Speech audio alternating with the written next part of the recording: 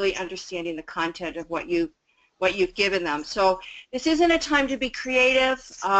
Your ideas and your plans may be extremely creative and innovative, but what you really want to do is be straightforward and fact-based when you're working on this. Here's some more tips. Go ahead. So again, use the headings and the language that OPWDD has given in the guidance. You know, in full disclosure, my mother was an English teacher, and she used to tell me, a teacher wants to see that they've heard what you've told them. And that's so true with what you're doing with this. OPWDD is looking to see that you've been listening to them, that you've read their guidance, and that you're providing a transformation that's going to be within the guidelines of what they're asking you to do. So again, be very clear and concise, short sentences, not a lot of description, be extremely fact-based.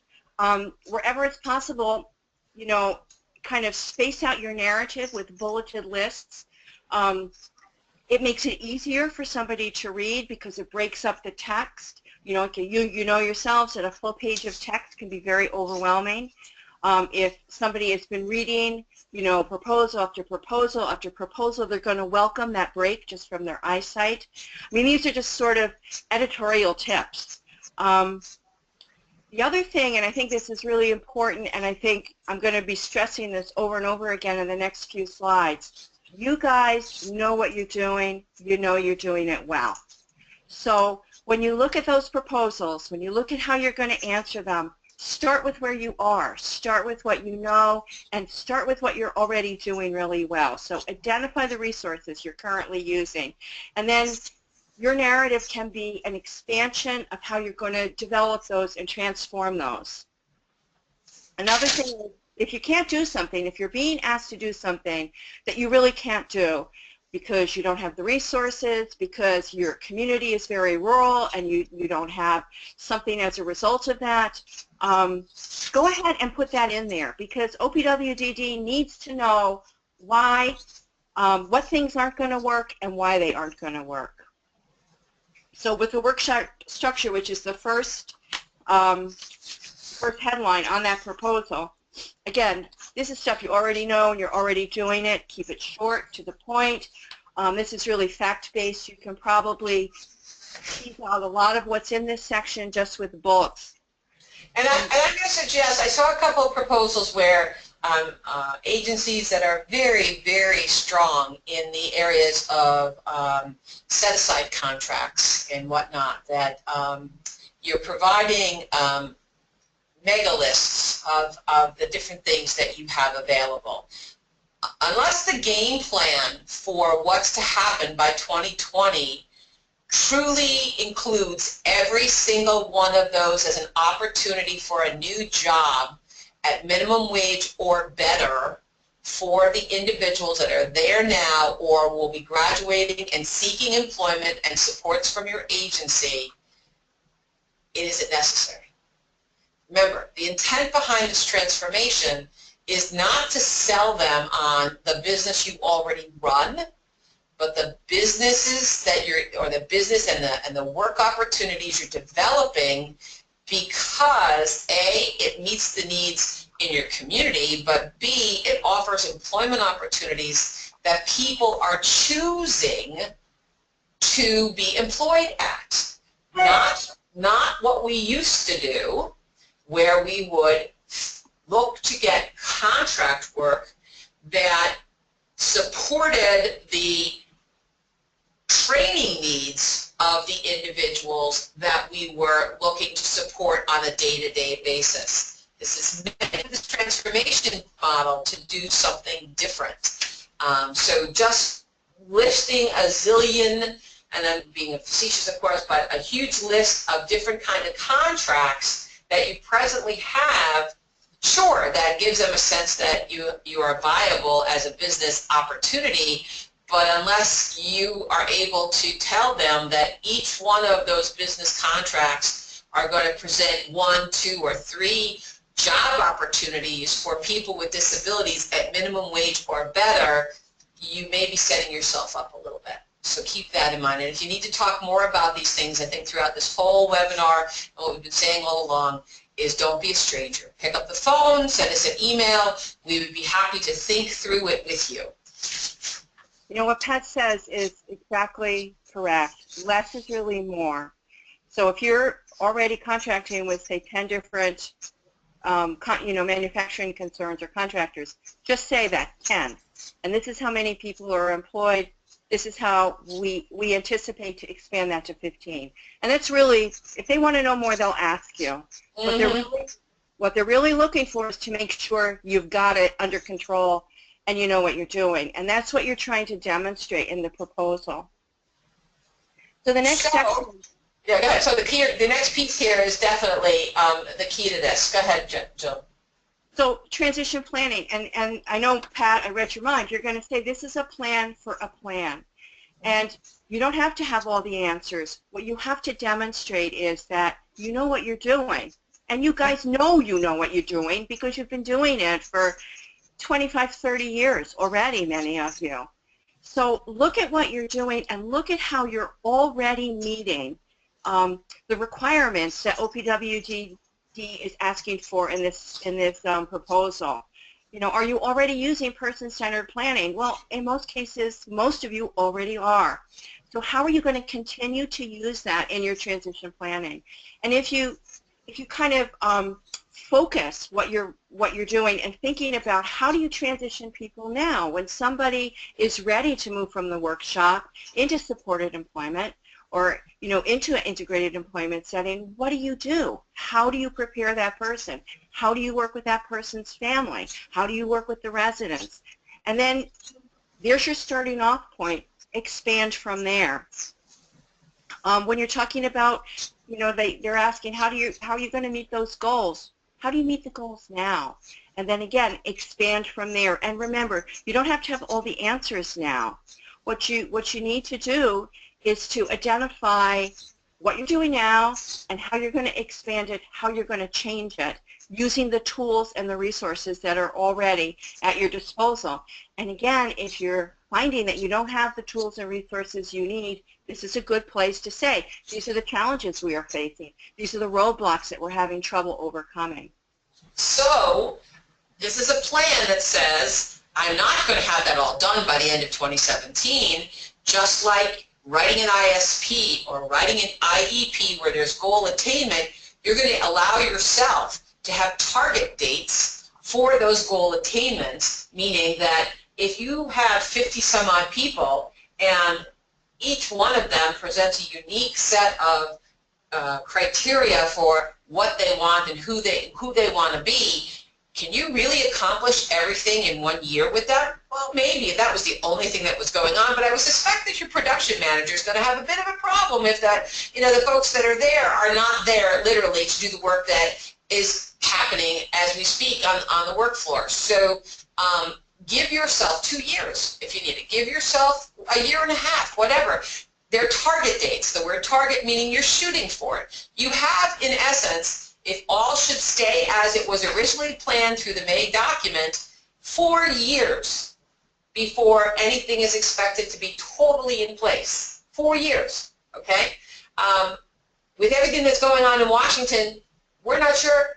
That could be more than that, but at least you've got 4 years. So if you're hot to trot and you got something great going on, then that might be a shorter time period. But if you're still in that discovery phase yourself as an organization on, okay, I finally get this now. I've been working with the tool that's been a part of this, NYSERS project, the assessment tool, and we've done some strategic thinking around this, and now we're ready to do some planning. It's okay. Give yourself some more time. You're not going to not make the grade if you're saying you still need at least another year to figure out what you need to do. Okay? Go ahead, Jill. Can we talk? Yes. Communication is the key. And, I have over there on the right-hand corner of the slide, I so thoroughly recommend that you look at this webinar, and there is also a little short 10-minute video that accompanies it. Ability Beyond transformed their workshop. It must be about 10 years ago now. And in talking to them, and when they present about what they did, it was founded on good communication, and they developed committees across every single aspect of their agency, and on each committee they had representatives from every single stakeholder. So when you're looking at how you're going to involve the stakeholders at your agency, including your staff, your workshop staff, your residential staff, the people who work in your transportation departments, your families, your community partners, think about community, including a representative from each one of those stakeholder groups in each committee. Talk about how you're going to communicate with them going forward. You know, in some cases, in some agencies that I've talked to, there is communication going on, but actual, concrete, fact-based communication is somewhat limited, and there's a huge rumor mill going. And that's what you want to avoid, because, you know, you're just going to feed panic. And you're going to have people thinking, well, I'm going to be out on the street, I'm not going to have a place to work, I'm not going to have a place to live. So those are the things that you want to use as your tools to just, as much as possible, develop some kind of framework for including representatives from each of your stakeholder groups in your communication. Think about how you can expand what you're currently doing in terms of communicating to stakeholders, how you can expand it, how you can make it more fact-based, more frequent and consistent, you know, set up a schedule for regular meetings with people. And again, the information that has been provided through Ability Beyond, I think will, it's so useful, and it's just so, you know, so kind of matter of fact the way they talk about it. And they did their transformation over a period of maybe 3 to 5 years. So you're well within the time frame to be able to implement something. And for now, all you need to do is create the plan for doing that. You create the plan, and then you're going to be breaking out your steps and implementation over the next few years. At a department in your agency that sometimes I think in this discussion of transformation can get overlooked is actually your development office. And I would highly encourage you not to forget them in this discussion. If you're lucky enough to have an actual development team versus just a person, but nonetheless, their job is to be connecting with the community in regards to how your organization functions, what it does, what return on investment for being a partner means, and all that kind of stuff. And they too should be given the information that's going on with this transformation to dispute and get rid of rumors that might play out, because they'll be the first ones, fortunately or unfortunately, that may, you know, receive a conflict statement. So I hear you're not going to be doing this anymore. If no one's taken the time to give them the elevator speech about what is happening, you could severely be harmed by that and or lose some kind of connection, or the sponsor that was ready to go, yeah, I'll do that, is saying, whoa, wait a minute, that one's just a little bit too hot for me, I don't know if I want to do that. So don't underestimate, when we're talking about communication, it also relates to what the community sees you as and what you're supposed to be doing. So you want to get that positive spin working as soon as possible. And I believe Ability Beyond does talk about the kinds of things that they did in order to make sure that the community understood why they were doing the kinds of things that they were doing. And it was all from a positive asset-based process for the individuals, which help them actually find more opportunities in the community versus them shutting down and going, well, if they can't do it, then oh my gosh, who can? That kind of stuff, which can take place sometimes. So let's look at coordination of services. Okay, what I've included here is actually a link to the OPWDD website. So many of you have already perhaps accessed this toolkit. It's, you know, I went through, you know, each of the links on that, and it's pretty rich in giving you the background that you need to think about how you're using your HCBS services now. So when you're talking about this section, think about not that you're getting money because you get Medicaid money through the services.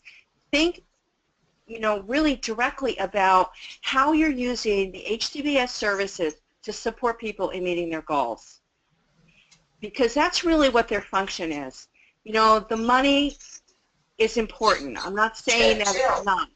Hey, Jill, are you saying that the home and community-based services should not be programs? Well, no, they're not really programs, Pat. I really think that they're a tool to help people. I agree. Um, So a pre-vocational program being developed as a transformation step would not necessarily be what I would support if I was reading your proposal, but the opportunity to create a volunteer discovery clubhouse where people are engaged in the community to try out different kinds of things, and lo and behold, everything that they're doing are activities that you could bill under a pre-vocational home and community-based waiver service. Now you're talking. That's right. And if you're not providing those services in your building, in a certified setting, you can continue to provide them. You know, the settings rule is very specific. It has to do with integration. It has to do with not segregating people and keeping them apart. So that's really what you want to demonstrate. And you also, you know, and I just can't stress this enough, these aren't programs, these aren't things that you have to have in order to make money, or they shouldn't be seen that way. I think there's been an over-reliance on them as sources of funding. These are really things that, these are services that target the needs that people have in order to grow. They aren't meant to support somebody forever unless the person has a disability, you know, that requires ongoing assistance forever. They are really meant to help the person grow. So that's what you want to demonstrate in doing this. And again, as Pat was saying, if you're providing a support or a service to somebody who needs it in a setting that isn't certified within your agency, you're going to be able to continue to provide that service. And you're going to be able to provide it for as long as the person needs it. It's need-based. It's not a funding stream. Right. Okay. We'll move on to peer and family mentors. So again, you know, go back to basics. You know, look at how you're currently working with the peers in your agencies. You know, what roles do peers play? You know, do you have a situation where peers might help to orient somebody who's new to your agency, who might be assisting somebody to learn tasks? And describe those, and then talk about how you're going to expand it. And think about how you can grow that so that if somebody gets a job working at McDonald's, maybe they can mentor somebody about what they went through in order to do that transition. And it's not when, you know, when your peers are working with somebody, it doesn't necessarily have to be around a particular job. You could be talking about peer mentorship in terms of how did you handle getting together with other coworkers for lunch? How did you dress? What was it like to take public transportation to your job? You know, these are all roles that your peers can play. If they're already doing that now, talk about that. You know, and really think out what you've done to enhance that opportunity for peers and for peer mentoring, and then discuss how you're going to expand it in your plan. How are you going to grow that over the next 3 to 4 years? And again, if you're running into challenges, talk about those challenges. Is it possible for peers to meet up with each other, or is transportation a problem? How are you going to overcome the transportation issue? Be sure to really kind of give a comprehensive picture of what you're doing, how you're going to make it grow, and what challenges you're facing. Benefits planning. I'll take this one. I'm a huge fan of the idea of benefits planning, benefits advisement. Those words have become catch-all phrases, however, though, and our 3 bullets here kind of poke at the kinds of things you can think about. Is there someone on your staff who's trained? And I've got emails from a number of our member agencies and others saying, Pat, how do I connect to get someone trained? Well, you know, I also want to remind you that that costs money. So while it may make sense in the scheme of things to have someone on your staff, since the intent behind this transformation is to create new and different community connections and more kinds of activities happening within the community that people are living in, are there already resources in your catchment area, let's say that already offer that, i.e. the Independent Living Center or your local one-stop, as we say here in bullet number 2. If the local one-stop actually has been a recipient of the Disability Employment Initiative under the U.S. Department of Labor, we're on round 9, I believe now, your area actually has a very, very well-trained individual who knows everything about anything around benefits. Last but not least, you can also consider working, as a part of the administrative network under NIAS and use the Ticket to Work money, and there's ways to receive all that training. But all this being said, the reality is that many of the people that you're now considering for this transformation and look for new and different kind of business opportunities for them, employment opportunities, if you use the word, we're going to go through benefit advisement with them, they'd probably look at you and go, okay, Pat, sure, whatever you say, which pretty much means they don't even know what that word means, because most of them, unfortunately, aren't even in control of their own checks. So one of the things that I've been encouraging people to think about is that benefits planning is an amazing tool for the people that have to do the planning part of it. The discovery part is what the individuals do, and I would suggest to you that before they'll ever have a concept and be able to do anything around understanding what they're eligible for, what their benefits pay for, all that kind of stuff, you may have to go back to basic money management. They may get a paycheck, but that paycheck may turn into miraculously just money that is in an envelope when they get to their community residence. Revisit what they know about why they get paid money, how they get paid money, and how they're able to access that paid money. Those are interesting and different kinds of ways, all of which, because it's a discovery around career opportunities and career development, self-sufficiency, are activities that would fall under any of the home and community-based waivers services under community pre-voc itself, and even under your habilitation services. So don't underestimate the opportunity to revisit with any of the folks that you're working with to look at how to do just basic money management and understand that they have a bank book, or that what a check is. I tell the story quite often about my 19-year-old when she first graduated from high school. She got a job, and we got her a checking account, and they handed her an ATM card. And she was unfortunately, very much a witness to mom using credit cards and thought she had one and kept swiping that little card until there was nothing left in that checking account, and yet it still was paying for things because, of course, she overdrew and I had to put up the rest of the money. So we quickly got rid of that because no one taught her how to use ATM card, and the ATM card, unfortunately, has become very much a part of our currency, if you will, or lack thereof, plastic currency that everyone uses, but nobody's teaching them how to. So keep that in mind. Down in the right side of the box there, Jill has also put us a little helpful tip around another webinar that was put up there, Navigating the Benefits Terrain Success.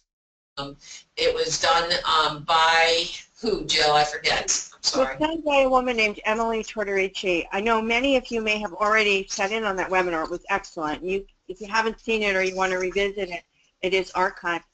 I wanted to kind of add on to what Pat was saying. If you take somebody to a one-stop, or you take somebody and help them discuss their concerns with an independent living center, as long as you're doing that with the person and you're helping them, you're supporting them in building the skills to interact at the one-stop or at the ILR, you can bill that as a waiver service. You're providing a service in support of that person accessing a skill. So, what you also want to do is think about how you're going to build those new things into your daily routines, because it's another way of providing HCS services. It's another way of accomplishing the goals that you're being asked to set for yourselves and to accomplish. And while we're talking about this related to this workshop transformation and the folks that are in the work center, don't hesitate. These are all definitely services that would fit under Pathway, as well as Community Pre-Voc, for individuals that are presently working and you're using supported employment services to support them. you can build this kind of work into the conversations that you have as well on a bi-weekly, weekly, whatever they might need. I mean, every time they get their check, do they, are they paying attention to how to pay the bills and all that kind of stuff? Yes, we tend to think that the Medicaid service coordinator would get involved in that, but if it makes more sense because they're talking about I'm not getting paid enough or I'd really like to make more money, that kind of falls more into the realm of employment supports and discovery. If it gets to the place where it's all around the management stuff, then push it off towards one of the case managers and service coordinators. But again, this pocket of opportunity and activities can play out across all the different waiver services. It's just a matter of how you plug it in per individual. All right, we're going to move to staff training and some tips for you on that one. Go ahead, Jill.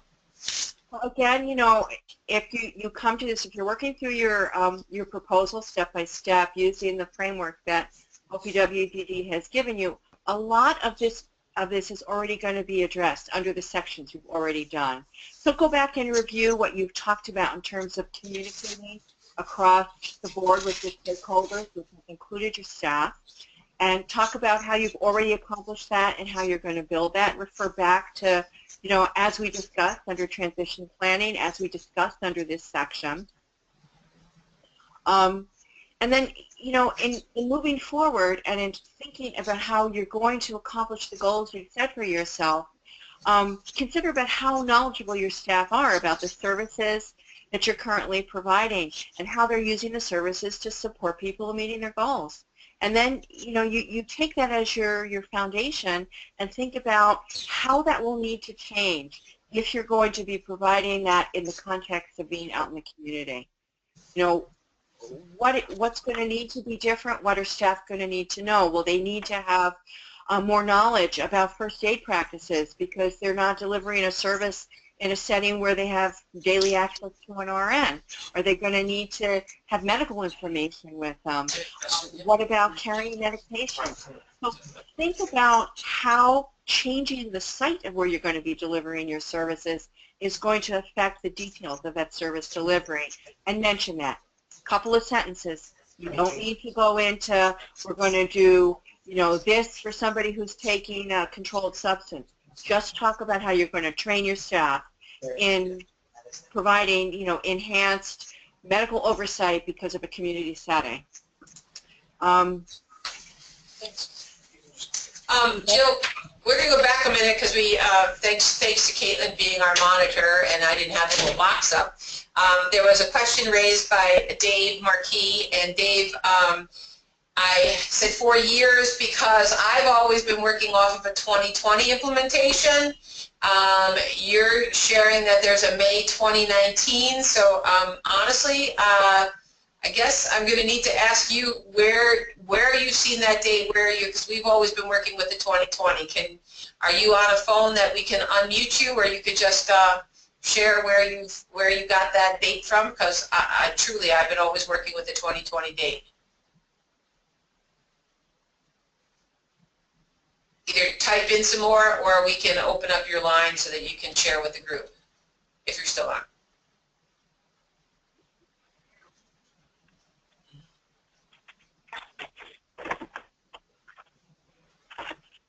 Is that you, Dave?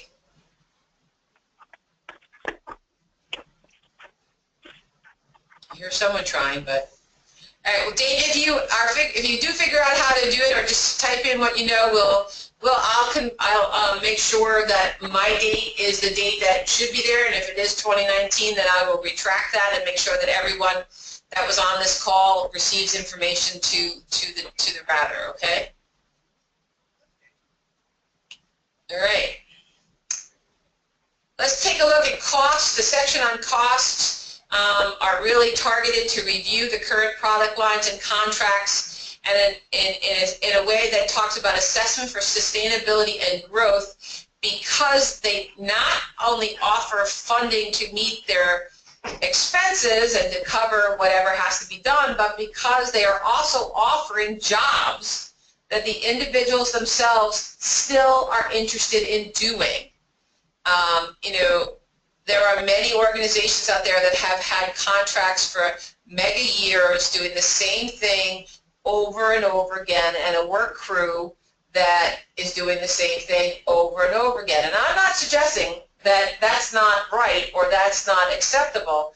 However, in this process of transformation, there's a need to identify through some of the other sections and then even reinforce it here in the cost section that the reason that those contracts will continue or the work that's going to get done there is because you've identified that there are actual individuals who value that work, see it as their life work, and therefore should be doing it, okay?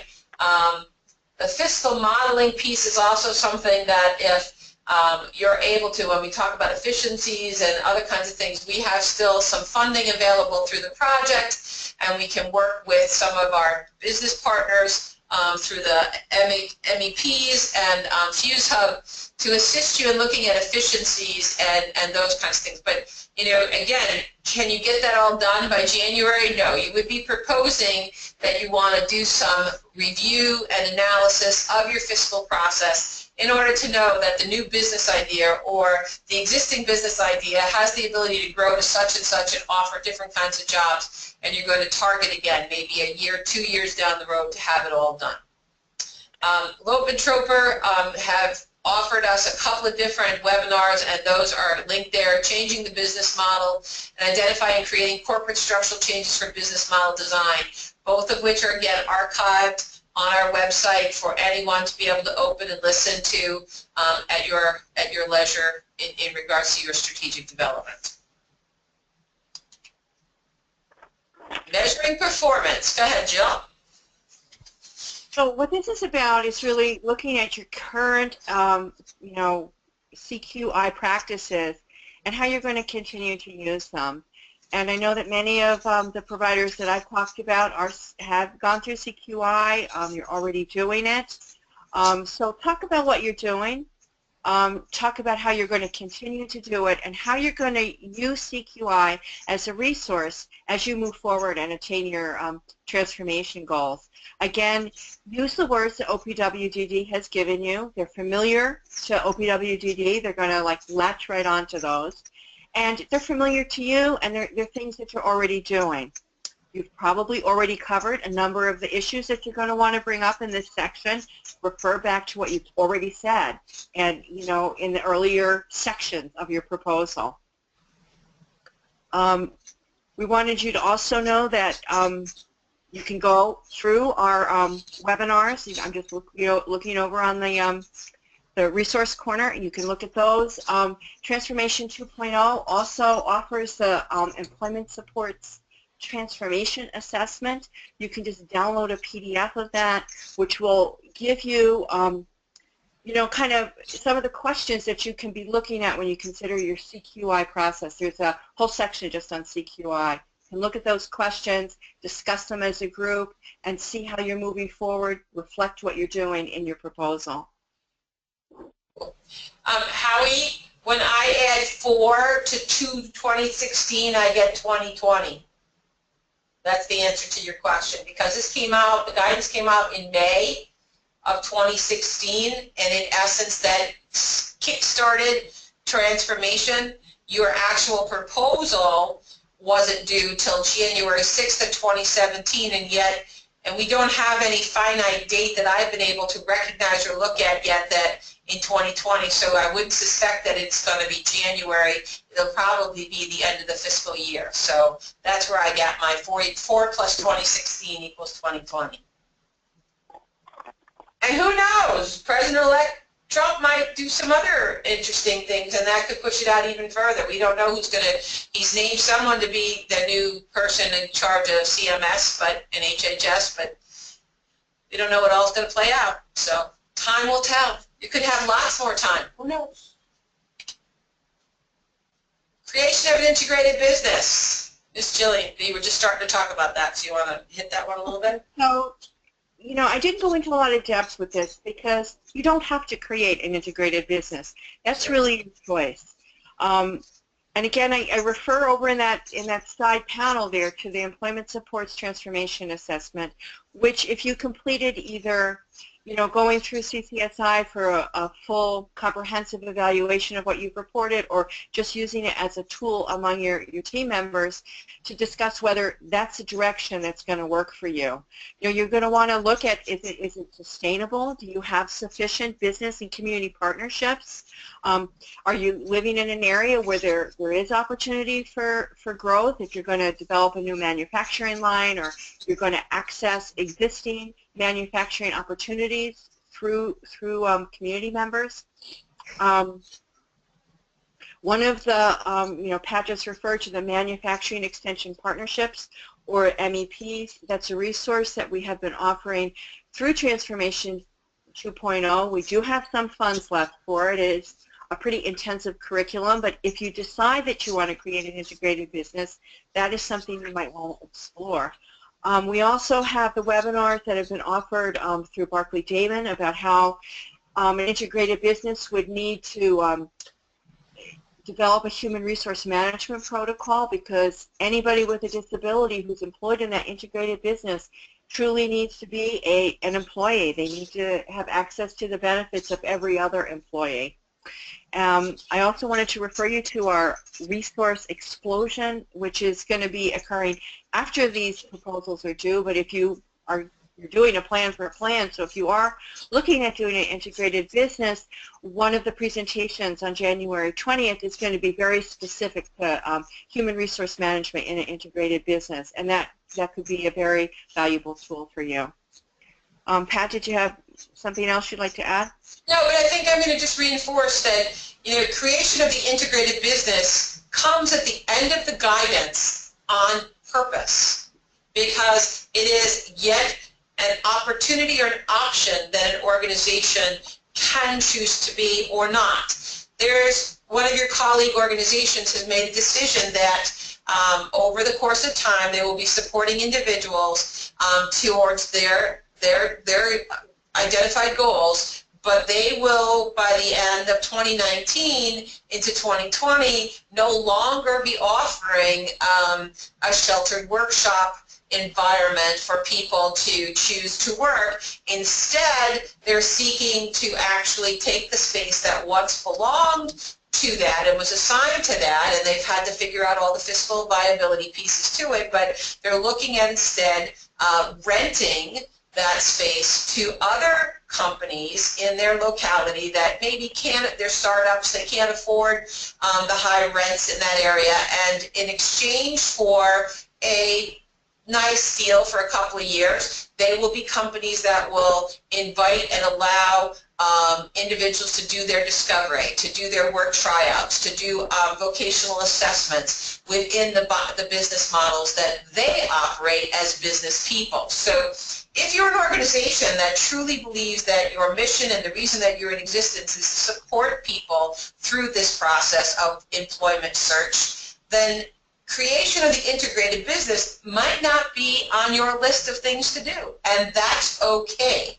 That's okay. The key then becomes how you describe the person-centered planning process that's going to assist those individuals to figure out what they're going to do now that the chapter of their life once known as sheltered workshop is not an opportunity any longer in their community. That's that's more important to OPWD than what your business looks like, to be truthful, right? Because that's their business, is making sure that people are supported. Okay, so I'm not seeing that. You're welcome, Howard. I'm not seeing any more questions right now, so I'm going to move this out of the way if I can. That I hate looking at myself. You guys look at me. Okay, so we wanted to share, as this one says, we wanted to share questions that people have submitted to us that we think are good for the good of the order. If you have any other questions, you're certainly welcome to raise your hand, put them in the box, or if it's something you want direct response from, you're to submit them to the workshop.transition@opwd.ny.gov. I would love to hear from anyone that is joining us today, whether or not you submitted a question and if you've actually gotten a response, because all the questions that Jill and I have posed have not necessarily gotten a response. So I'm just wondering if anybody else has. So if you have and you would be willing to share what the question was and what the answer was, I would love to see what it is they're responding to. So thanks. So let's go to the next slide. Can we go to the next slide? Why is it not going, Caitlin? I think you have to click inside the slide, Pat, and then it should move. Okay. Thank you. See, that's why I have other people who work with me, because I don't know this stuff. Okay. I'm teaching this old dog new tricks, and she's not very good at this stuff. All right. Is that the way? You want me to read these, Pat, and then you can answer them? Perfect. Go ahead. Okay. How well, and actually, these are the questions. These are the questions that we don't have answers yet, and so just kind of you can read through it. To be honest with you, these aren't the ones that we're going to respond to. Okay. And all right, so these have been sent to OPWDD, and we did ask several times, you know, if they could respond in time for this webinar, and they're asking that you send them directly to the address that was on the previous slide. How and or will there be a PPA reimbursement of vacated workshop space? Agencies are concerned about how to balance OPWDD rights for service and developing due process for discharge if the person does not choose working for the new business, and that is all that is offered. How would agencies be determining the percentage of disabled versus non-disabled FTEs? As an agency chooses to transform to meet the expectations of integrated business A or B model, is it still possible to have pre-vocational groups involved with the business, which would be temporary labor for the business under 14C? Will billing for site-based pre-voc be allowed, or only community pre-voc services?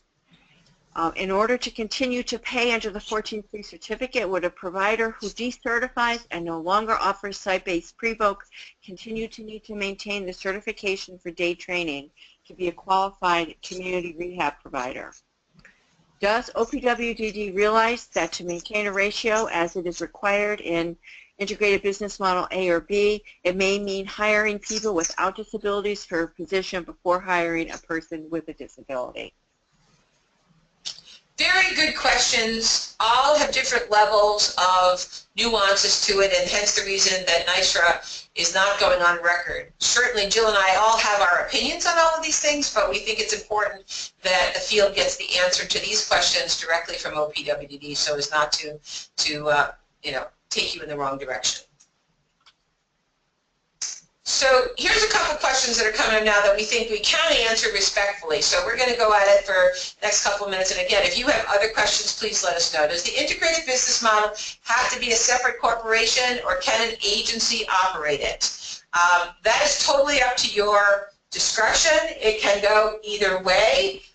You can have a separate corporation, or you can have an agency operated. Once again, Logan Troper's archived webinars speak to how that can be done, and we encourage you, if you're considering this kind of business model and integrating it or separating it or however you want to do it, you might want to listen to them. But there is no rule that says, here you're following Department of Labor and IRS modeling, not OPWDD. Majority of our clients are not OPWD waiver or service eligible. This makes reference to OPWD services difficult. My sense on this one is that if they are an individual with a developmental disability and you are providing a service for them, if they're not waiver eligible, then you're not going to put them in the count. Because the intent here, I mean, again, remember too that the transformation of what you're trying to do is transforming the work environment, not the Medicaid environment. The Medicaid waiver service is a support service enhancing and creating the opportunity for success for the individual in their work environment. It is not a waiver program.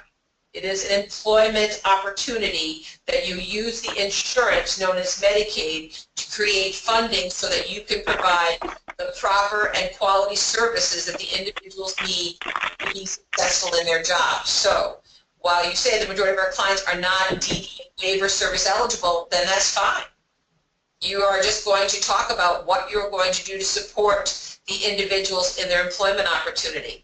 It's not this plan is not to tell them how you're going to use waiver services. And I'm seeing a bunch of questions come up, and it's too small. Caitlin, can you read that for me?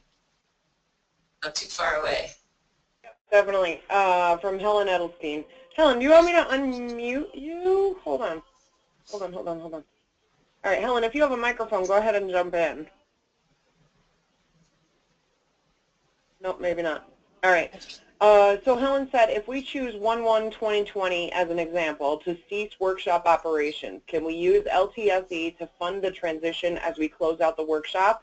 How long can we expect LTSE funding to continue? And will the funding code 001 require a match if we are unable to match but need the funds for transition? Well, that last piece will add to the list that will have OPWDD answer, but the short answer to the beginning is that some of you may remember from the first video conference that Ceylon hosted in regards to this transformation back in December 2015. Around those times, I was like, shh, guys, don't talk about LTSC. We don't want them taking it away. What I've come to learn is that right now, because there's no there's no incentive for taking the state money away from you the way they did in the past, where they offered you Medicaid funds and 3% COLAs on top of that, all that kind of thing. That's not on the table. The LTSE funds, while they get questioned every year by the Division of Budget, it's not a problem. They're actually, just like we did with the state money under OMH when Jill and I were helping agencies transform their work center services for individuals with recovery disability, were the same thing. This money's been left there. It is very important that you do talk about what that LTSE or even 620 funds, if you still have those, what they are actually integral in supporting. If you lose it, you won't be able to transform or do the next step. And I would highly encourage you to look at how you use that state money each year in either sustaining what you have or adding to something else, so that those dollars are integral to the completion of the transformation that you're considering doing. So, and how long will they last? I don't fund you guys, so I can't really tell you that, but as long as you're demonstrating that the dollars are necessary in order to get to an end product that meets the expectations the way Jill was talking about in the beginning, we got a shot of hanging on to that money. But we can certainly take the back end of that question, Helen, and add it to the list that we sent already to OPWD, because that's a good one, and I don't know the answer to that, and I would only be guessing really bad if I tried to give it to you.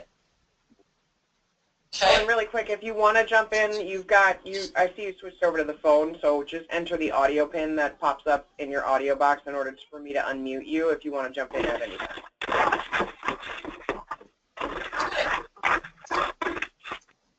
Hello. There was a question that came from a colleague around getting buy-in and understanding from the board of directors and the staff currently in the workshop. Change is hard for anybody and everybody. It's why Jill made that neat slide up in the beginning around communication and continually having conversation about what the anticipation is, where we're going, how we're going. Some directors on your boards are lifetime kind of committed people to your organization, and they like exactly what they see. I think part of what has to take place here is just them understanding that the rules are changing in regards to how you can continue to support people with severe disabilities using Medicaid dollars, plain and simple. And unless the organization can meet those expectations, then some people may no longer be able to receive those supports because the setting does, of course, not meet the settings rule, and that's part of that. Loban Troper did a presentation on keeping board members on board. It would certainly give you some tips and techniques and ideas. That being said, Jill and I are also very much aware and available to be able to talk about it. So if you need a person outside of the room to come in and say, hey, this is what's really happening, they can get angry at us all the way, and we can play a little good cop, bad cop. But I think, it's basically just everybody adjusting to change. But if you need assistance, please don't hesitate to ask for it. And I wanted to jump in here as well, Pat. Please, Jennifer Lumping also did a webinar which is archived, and it gives the history. It's really very interesting. I found it fascinating. It gives the history of the ADA and Olmstead and how these are currently impacting the whole move towards changing the, the settings rule and transforming the workshops. It's called Transformation is a National Affair, and that's on our Transformation 2.0 website. And some agencies have found it useful to actually show that webinar. It takes about an hour, I think, to their board members, because it demonstrates that this isn't a whim that we have just come up with or that OPWDD has come up with. It truly is a trend across the nation of trying to get people who have been segregated back into the community and out of settings that really don't allow them to do that or to attain fiscal independence. Thank you. This next question, if our proposal is approved, would we be able to open the workshop to new enrollees? Now, when this question was first posed to Jill and I, we were going to reword it because we said we couldn't believe that people really would still think that they have the workshop. The expectation is that if you transform something, you're making a decision that it will no longer, if it's going to support people in competitive employment, it wouldn't be a workshop, right? If it's still considered a sheltered workshop, meaning the only wage that you're able and willing to pay someone is using the Department of Labor 14C, then the answer to this question is no, you will not be able to have new enrollees. If the word workshop was changed to our proposal's been approved because we have developed an integrated business model that meets the setting rules under home and community-based waiver, then the answer is yes. People that are interested in the jobs that now pay minimum wage or better in your setting and need Medicaid supports, they can be enrolled and come and work. Not enrolled, they would be employed. They wouldn't be enrolled. If you're going to still run a work center, which you have the prerogative to do, and you want to continue training and using the 14C and recognize that that setting will no longer meet or cannot and does not meet the expectation of the settings rule, you are within the Department of Labor regulations allowed to do that. You, however, will not then have a setting where Medicaid would be able to be billed for any support service that's offered to one of your workers. They will be workers in your workshop, employees in your integrated business. Okay? Should we stay certified or go non-certified? Can we still do a sub-minimum wage? Can we still bill for site-based pre-vote? Let's take one question at a time. Should we stay certified or go non-certified? Again, that is totally your prerogative based on what you're offering. If indeed you want to consider and you are planning to be not only the business operator but supplying some kind of waiver type service that OPWD oversees, then you would want your staff, your space to be certified because you're doing both.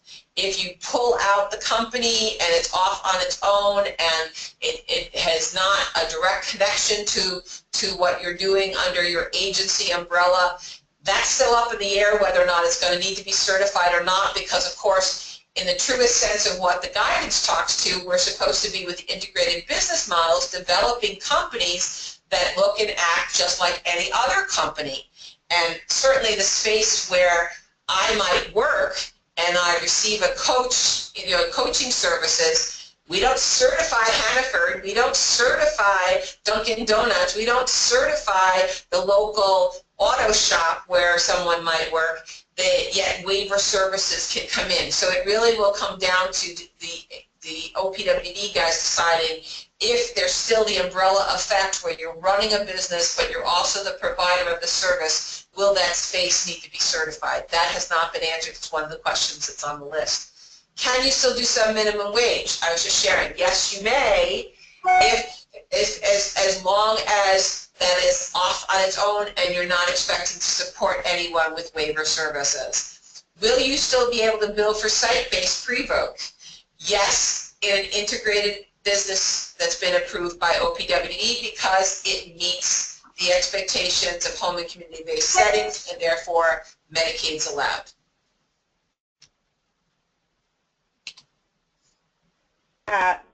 Yes, please. We got more. Howie just chimed in and said OPWD asks that we address incurred costs during and after the transition. If we are proposing or projecting increased costs, will they want to see that, or are they looking at a cost-neutral plan? Cost-neutral might impact the services delivered. They're looking for realistic. They're looking. It's a business. It's a business. I mean, I would treat it no differently than that, Howie. In the past, when you were looking at units of service, that's where they were looking for cost neutral because they were paying you based on a unit of service. This is a business plan. So give them. I would honestly, and Jill, please chime in here, but I would give them nothing less than what the business plan requires to sustain your business. And you remember, your waiver services should not be considered a funding mechanism for your business. You may transform to that, you may transition from that. I mean, year one, you may be counting on it, but by year two, year three of your proposal, you're looking in your business model to be using Medicaid truly as a support to the individual, not to meet the bottom line of your company. Make sense? You may not like the answer, but that's what they're expecting. It's what we worked with the MH guys when they were doing it.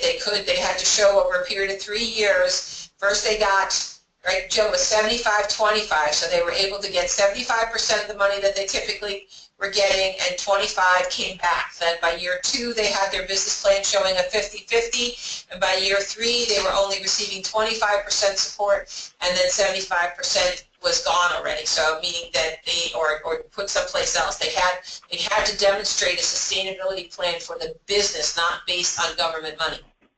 And just, to kind of build on what Pat said, with the OMH plan, a lot of the employment supports were not funded through Medicaid, so it was a little easier to do. But OMH allowed agencies to reinvest that money into employment supports in integrated settings. And that's pretty similar to what you're being asked to do now, because if you have transitioned somebody out of your certified site, out of your workshop, and now they're working at a Dunkin' Donuts, or you have developed a standalone business, and that you've clearly demonstrated that is not certified as a place that provides services only to people with disabilities, you've demonstrated that separation, you can continue to provide those HCBS services within that setting because you've met the requirements of the setting rule. Mm-hmm. But still, a question is whether or not it would need to be certified or not, and we haven't got OPWD to give us an answer on that because I don't think they know yet. Because let's also remember that all of this work that you're doing has been premised on the idea that a proposal was submitted to CMS that this was going to happen in New York, and CMS has not responded yet. So, under principle and concept, you're being asked to do all these things in anticipation that CMS is going to approve the original plan that was submitted. And now I know people are going, well, if CMS hasn't approved it, then why the heck are we doing this right now? Good question. I'll be honest with you, but I think as you're developing this, if you're looking at this, the writing is on the wall for managed care. Notwithstanding what CMS does or doesn't do, but managed care companies are definitely going to play a role in the future delivery of services to individuals with developmental disabilities, whether we like it or not, per se. All right, something's going to happen. So moving in this direction is a positive frame of reference towards being prepared for whatever may be coming down with them. And Howie, that's also where the 2020 comes, because that's the plan in 2020 is to actually, at this point in time, to have managed care take over payments of the process for all waiver services. I've got another question. Yeah, go ahead. Melissa Cotter says, if we hired a SEMP person served to work as a staff, would we be able to bill for the support they may require on the job site from a coach? If the business is meeting the settings rule like any other business, absolutely. I would say absolutely. But it still means that that setting has to have the capacity to meet the settings rule because it once did not. And that's the difference, because somebody would say, well, Pat, that's not what happens at Hannaford. But Hannaford already, or at Hannaford Supermarket here in the Capital District, Price Chopper, ShopRite, any of those, they don't just hire people with disabilities. That environment has always been integrated. What we're now needing to present is the integration factor, if you will, into the new business or the business that's hiring the person that needs supported employment coaching. I mean, there are potentially people on your staff right now that you may not be even aware that do get life coaching of some sort. I mean, if you're a person that's has a psychiatric disability and you're maintaining your symptoms and you're doing what you need to do, that doesn't mean that they've disclosed to you anything. And they may be getting Medicaid-funded coaching services from somewhere else. They just don't show up at the site the way we've traditionally done those kinds of things for people with developmental disabilities. You know, they're going to, you know, those guys that provide that and bill Medicaid may be in a situation, if that person was actually working in your sheltered workshop, they may not any be long, you know, after a certain period of time, seem like you be able to bill unless that setting where that person's working actually meets the setting rule. I was listening to Doug Rudman yesterday talk about conflict-free case management, and the stuff that they're doing at OMH has to happen faster than what's happening with developmental disabilities because they were already involved in it before OPWD got into the service coordination stuff. So it's all over the place. But long answer to a short question, I'm sorry. But yes, I think as long as this setting that once was only people with disabilities is now fully integrated and meeting the expectations of the setting rule, then yes, you could hire someone that needed supported employment coaching in order to be one of your supervisors. That would be pretty cool. Okay, this cost section. We encourage you, and again, we encourage you to look at Loeb and Tropers, but the cost section needs to describe any new costs that will be incurred as part of your agency's workshop transformation. Please describe plans for your current workshop space. You can read these things. Is there any questions about any of the stuff we talked about a little bit? And if you receive the LTSC funding, please describe how the funding will be used. That's what I was just talking about before. So people think that this means disclosing a whole bunch of dollar amounts. It's none of their business, honestly, as far as we see, Jill and I, for you to give them. They get your CFRs. They know what your dollar amounts are. In this proposal, it's really the vision and the transformation that you want to talk about, the way Jill was talking about before. You do not have to get into, it's not like a grant where you're going to show them the money. Just talk about the plans and the impact as we've described in these bullets here for you, okay? Again, if you have questions or you're drafting things and you'd like Jill and I to review them, we're doing that on a regular basis. It's fine with us. Please send us an electronic copy and we'll be happy to review it and edit it and make recommendations, and then it's totally up to you what you include or don't include in your plan. Will site-based pre-vote be allowed? We talked about that a little bit. Yes, if indeed the setting that is now the integrated business is actually, you know, meeting the settings rule because it's a Medicaid service.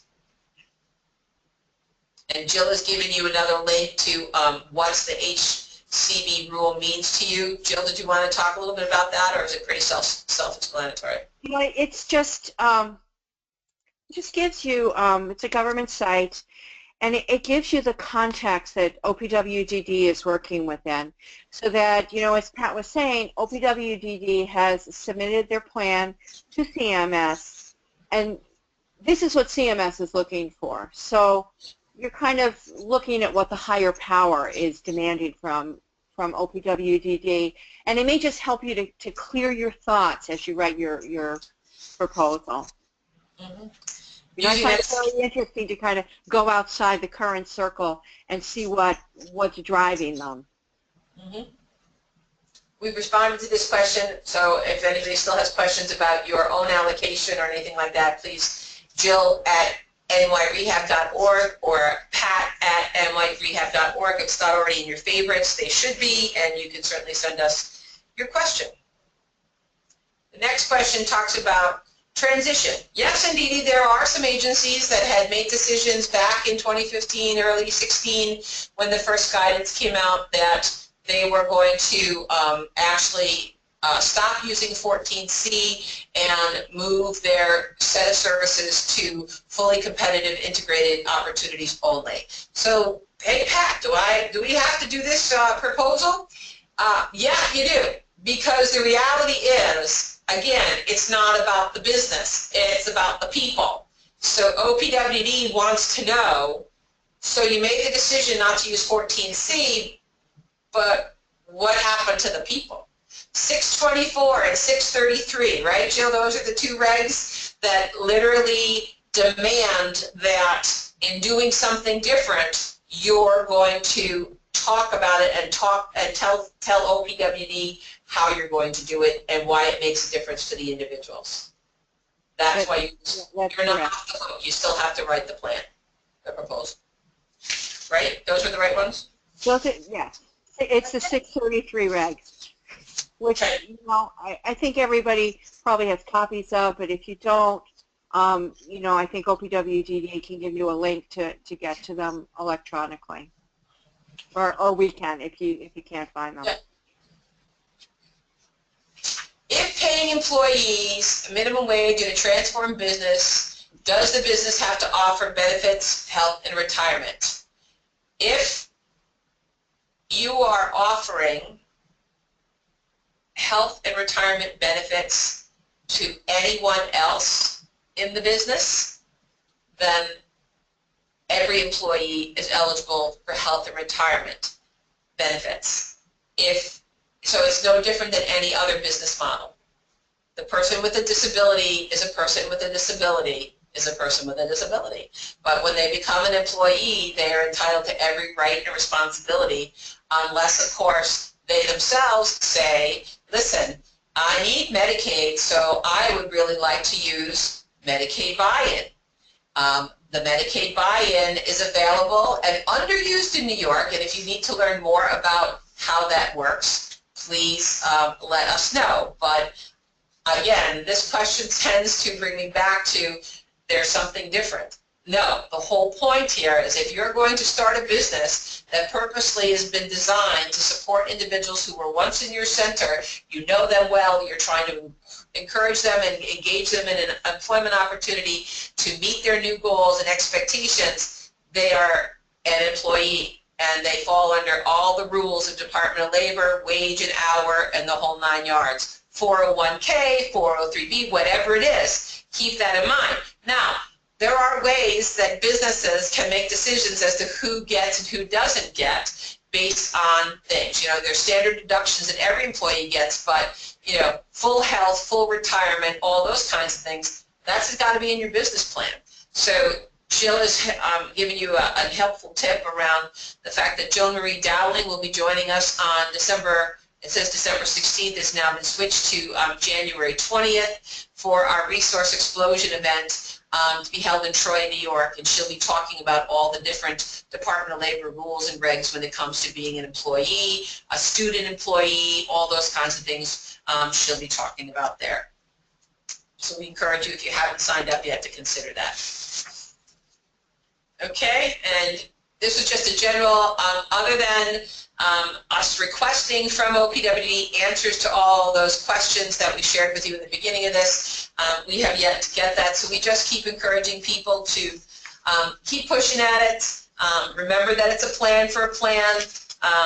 You know, Department of Labor, Access VR, and the Commission for the Blind were required under the Workforce Innovations Opportunity Act to put a joint plan together.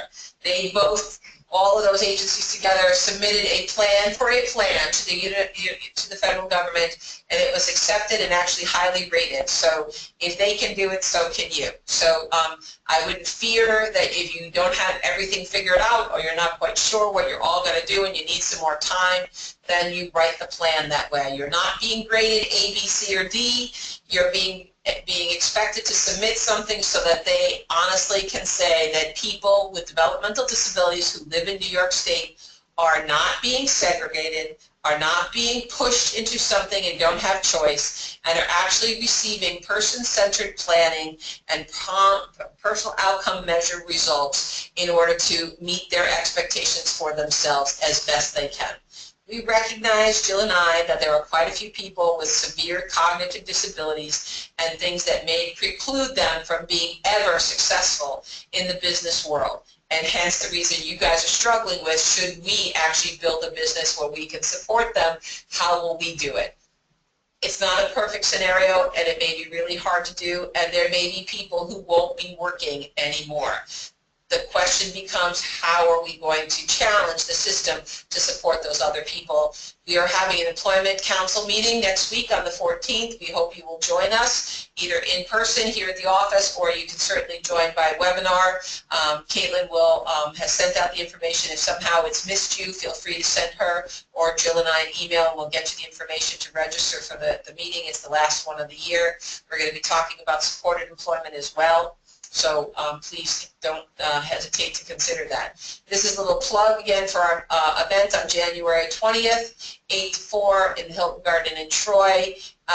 Those are the topic areas: tools for practice, tools for human resource management, and trusting the process. And if you're a fan of the Matrix movies, you will definitely have an enjoyable afternoon when we go through trusting the process and looking at the stages of change. These are all, again, ways in which we hope that you would consider as you move forward in doing your planning process. You can use some of these new and different resources that are being presented here from some amazing presenters for you. Okay?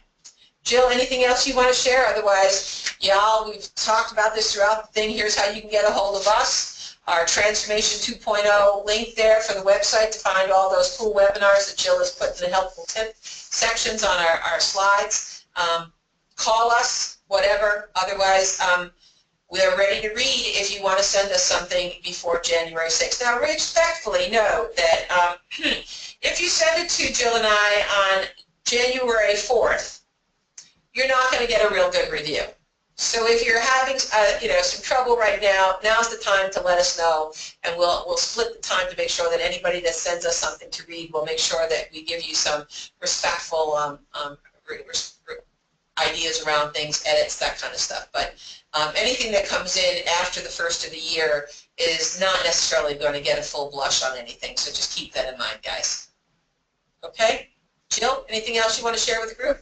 Thank you to all of you for joining us today. And as Pat said, if you have any questions, any concerns, if there's any way that we can be a resource to you, please just contact us.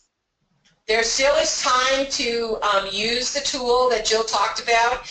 Submitting it to CCSI then avails you of the opportunity to continue to use the MEP project partners that we have. So although your proposal is due January 6th, that's a requirement from OPWDD. We are continuing our project through June. So, it's not over until it's over, and right now it's not for us, so we're in it with you guys until the bitter end. Even when the funding's gone, we'll still probably be figuring out how to support y'all, so just to keep that in mind, okay? Hopefully we'll see many of you or hear many of you next week at the Employment Council meeting. Otherwise, be in touch. Happy holidays, safe New Year, and we'll be back and see you January 20th in Troy, New York, okay? Bye. Goodbye.